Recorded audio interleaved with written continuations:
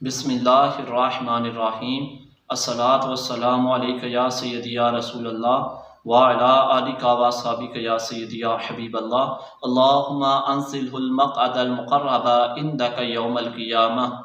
حضرت عبداللہ بن عمر رضی اللہ تعالیٰ عنہ فرماتے ہیں، حضور صلی اللہ علیہ وآلہ وسلم ہمارے پاس تشریف فرما ہوئے، گویا کہ وہ ہم کو رخصت فرما رہے ہوں۔ حضور صلی اللہ علیہ وآلہ وسلم نے 3 بار ارشاد فرمایا، میں نبی امی ہوں اور میرے بعد کوئی نبی نہیں آ سکتا۔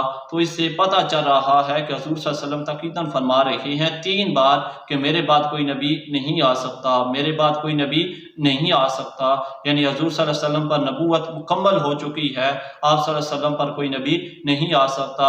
اور مختلف روایات میں حضور صلی اللہ علیہ وآلہ وسلم نے ارشاد فرمایا کہ میرے بعد نبی نہیں ہو سکتا، میرے بعد خلفاء ہوں گے، یعنی جناب حضرت ابوبکر صدیق، حضرت عمر فاروق رضی اللہ تعالیٰ عنہ، حضرت عثمان غنی رضی اللہ تعالیٰ عنہ، حضرت علی رضی اللہ تعالیٰ عنہ، یعنی خلفاء ہوں گے، میرے بعد کوئی نبی نہیں ہوگا۔ تو اس سے پتہ چل رہا ہے کہ کوئی اگر نبی ہونے کا دعویٰ کرتا ہے تو وہ مرتد ہے، کافر ہے، واجب القتل ہے۔